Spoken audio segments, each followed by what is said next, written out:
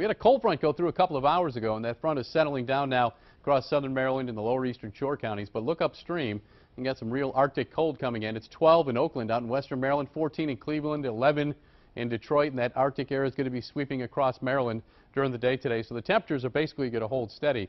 And now the winds are kicking up a little bit behind that front, so the wind chills are dropping off into the teens, and that'll be the case for the rest of the day.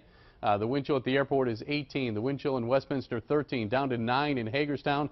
Feels like 1 below 0 out there in Garrett County in western Maryland. And there's even a slight chance you could see some snow flurries coming in off the lakes, especially up around the Pennsylvania line. But most of that will stay, I think, up in Pennsylvania. So the forecast for today, a mixture of sunshine and a few clouds, breezy, cold.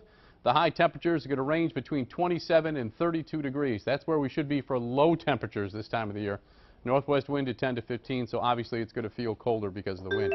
7-day forecast. We're going to start in the teens tomorrow morning, make it up to 37 in the afternoon.